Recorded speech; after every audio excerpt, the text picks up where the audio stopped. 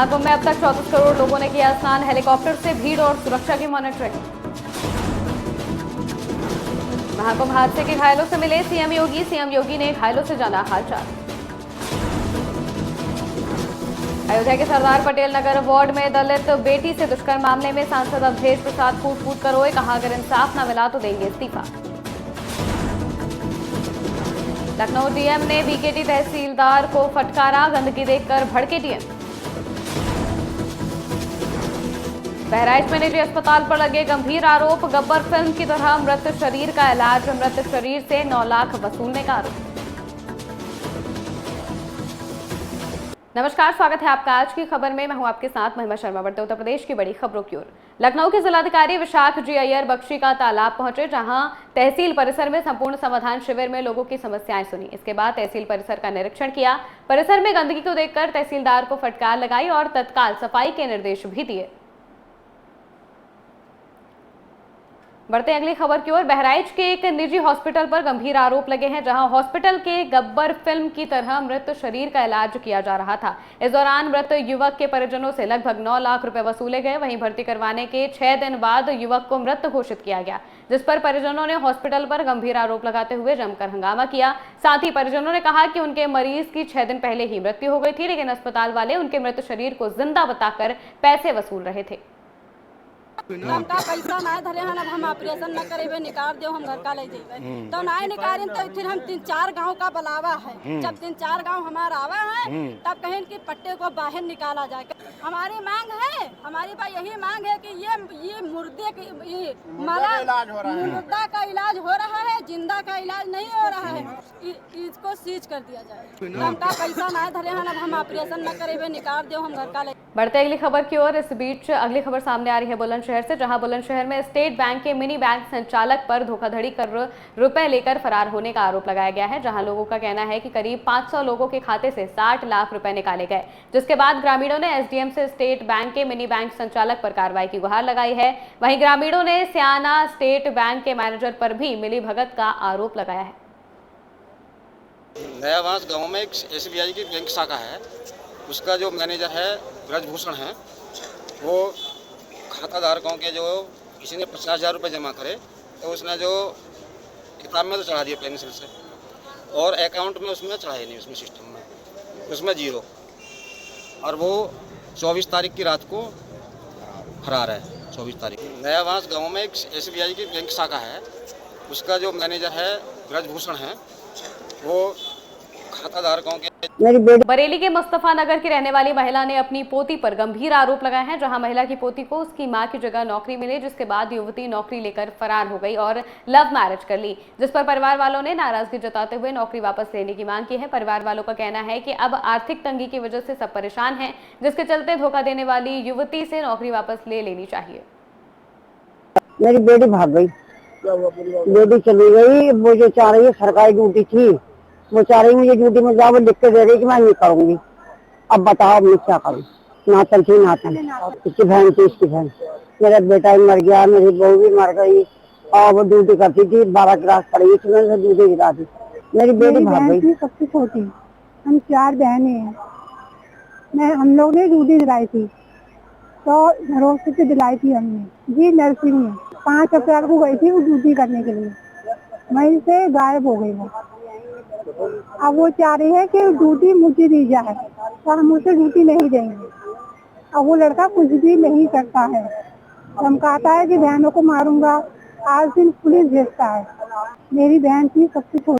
महाराजगंज में दंपति के बीच हुए विवाद को लेकर एक बड़ा हादसा हो गया, जहां किसी बात को लेकर पति और पत्नी में विवाद हो रहा था, जिसको सुनकर भतीजा बीच बचाव के लिए पहुंचा और दोनों को शांत कराने लगा। इस दौरान उसका चाचा लड़खड़ाकर पास में रखे सब्जी काटने वाले धारदार हथियार पैसुल पर गिर गया, जिस वजह से पैसुल उसके गले में धंसने से वो गंभीर रूप से घायल हो गया। परिजनों ने उसे आनंद फानन में अस्पताल में भर्ती कराया, जहां उसके इलाज के दौरान मौत हो गई, जिसके बाद पुलिस पूछताछ के लिए भतीजे को अपने साथ ले गए। वहीं शव को कब्जे में लेकर पोस्टमार्टम के लिए भेजा।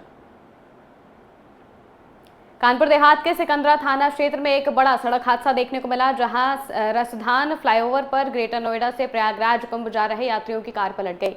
टक्कर इतनी तेज थी कि कार पलट गई और सभी यात्री कार में दब गए। स्थानीय लोगों की मदद से घायलों को कार से बाहर निकाला गया। हादसे में 5 लोग घायल हो गए हैं, जिनमें से 2 की स्थिति गंभीर बताई जा रही है, जिन्हें इलाज के लिए अस्पताल में भर्ती कराया गया है। पुलिस मामले की जांच कर रही है और टक्कर मारने वाले वाहन की तलाश में जुटी है। जी, अभी हमारे पास करीब 5 लोग आए जो कि एक गाड़ी में जा रहे थे, सेडान गाड़ी थी।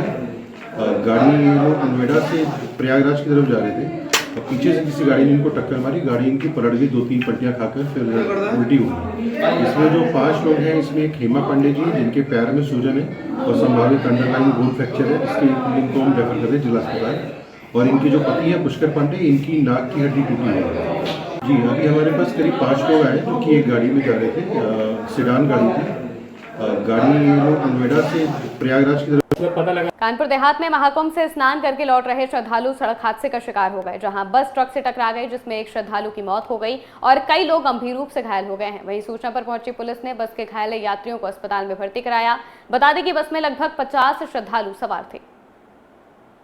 पता लगा था 12 टोल प्लाजा के आसपास एक बस टकरा गई थी, जिसमें करीब 1 लोग खत्म हो गया और 25 लोग यहाँ भर्ती हुए हैं। कंडीशन सबकी स्टेबल है। हम लोग तत्काल आज संडे वाले दिन भी सिटी स्कैन और एक्सरे करवा रहे हैं और ऑर्थो वाले, सर्जरी वाले सारे डॉक्टर्स बुला लिया गया है। टीम हमारी देख रही है और एक्सरे और प्लास्टर का काम। बरेली पुलिस ने वारदात को अंजाम देने जा रहे 4 बदमाशों को मुठभेड़ के दौरान गिरफ्तार कर लिया। मुठभेड़ के दौरान एक बदमाश के पैर में गोली लगी है, जिसके बाद सभी आरोपियों को पुलिस ने गिरफ्तार कर लिया है। इन सभी बदमाशों के खिलाफ पहले से कई चोरी के मुकदमे दर्ज हैं। बता दें कि आरोपियों के कब्जे से हथियार भी बरामद हुए हैं।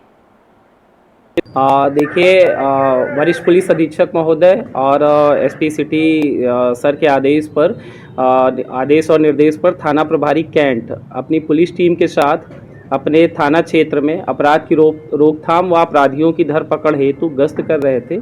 तभी मुखबिर के द्वारा सूचना प्राप्त हुई कि 2 मोटरसाइकिल पर सवार बदमाश कोई बड़ी घटना कारित करने के लिए जा रहे हैं और उनके पास अवैध असलहे भी हैं।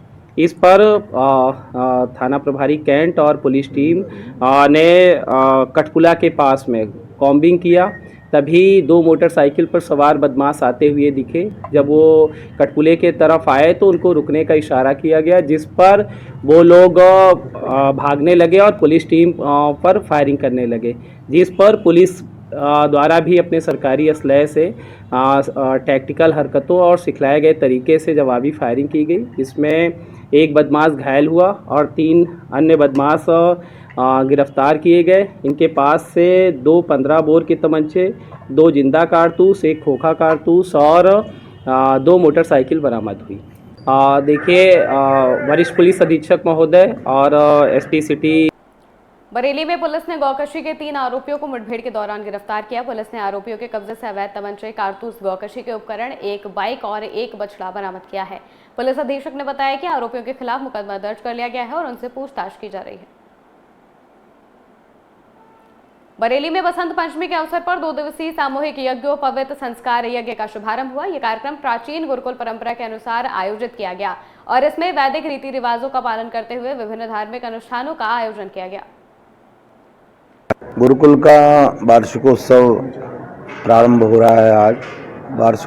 वार्षिकोत्सव की जो हमारी वैदिक परंपरा है, तो प्रारंभ में प्रथम चरण सामूहिक यज्ञोपवीत संस्कार यज्ञ का प्रारंभ हुआ है। द्वितीय चरण में कल सायंकाल 4 बजे से सांस्कृतिक कार्यक्रम आयोजित है। इस वर्ष यज्ञोपवीत संस्कार हेतु 73 विद्यार्थी यहाँ पर उपस्थित हैं, ब्रह्मचारी। गुरुकुल का वार्षिकोत्सव लखीमपुर खीरी में बाइक सवार बदमाशों ने महिला के कान से सोने के कुंडल नोच लिए और फरार हो गए, जिसके बाद पीड़ित महिला ने पुलिस को लिखित शिकायत की। वहीं मौके पर पुलिस ने तफ्तीश शुरू कर आसपास लगे सीसीटीवी कैमरों को खंगाला। फतेहपुर में दबंगों ने छात्रा का जीना मुश्किल कर दिया, जहां दबंग रास्ते में आते जाते वक्त छात्रा पर अश्लील कमेंट्स करके उसे परेशान करते थे। बता दें कि दबंगों ने युवती के घर में घुसकर उसका अपहरण करने की भी कोशिश की, साथ ही युवती को शादी न करने की धमकी दी, जिसके बाद पीड़िता ने पुलिस से सख्त कार्रवाई की गुहार लगाई है। तिवारी नाम का एक लड़का है बिटारी का, सर उसने मुझे बहुत ज़्यादा प्रताड़ित कर रखा है। उसने मेरे भाई को मारा। वो मुझसे ज़बरदस्ती शादी करने का मुझे मतलब दबाव बनाता है, जिसमें मेरे भाई को मुझे जान से मारने की धमकी दी गई। जहाँ मेरी शादी हो रही सर वहाँ पे भी बहुत ज़्यादा उनके साथ भी उनको हमारे आचरण के लिए उल्टी सीधी बातें बोला। उसका मेरे पास प्रूफ भी है। और सर जान से मारने की धमकी उनको भी दी गई। सर मैंने एसपी हुसैनगंज थाने में मैंने शिकायत की, वहाँ पे मेरी कोई सुनवाई नहीं हुई। उसके बाद मैंने एसपी ऑफिस में कंप्लेंट की। एसपी ऑफिस में एफआईआर देने के बाद सर वो मेरे घर सामूहिक दुष्कर्म करने के प्रयास के लिए सर 4-5 लोग आए मेरे घर, ज़बरदस्ती मेरे साथ कर रहे थे। मैंने ज़ोर ज़बरदस्ती मैंने चिल्लाया तो सर मेरे घर के लोग आए। सब लोगों ने, मोहल्ले के कुछ लोग इकट्ठा हुए, उन लोगों ने मुझे बचाया। इसमें से मेरे बाप को, मेरे भाई को बहुत मारा प्रशासन। सहारनपुर में हाईवे पर कुछ युवक एक थार पर सवार होकर स्टंट करते हुए नजर आए, जिसका वीडियो सोशल मीडिया पर भी वायरल हो गया। इसके साथ ही कई बाइक भी वायरल वीडियो में नजर आई है, जिसके बाद एसपी ने वीडियो का संज्ञान लेते हुए कहा कि इस वीडियो के आधार पर जांच कर आवश्यक कार्रवाई की जाएगी। उत्तर प्रदेश की बड़ी खबरों में फिलहाल इतना ही। देश और दुनिया की तमाम खबरों के लिए देखते रहिए आज की खबर।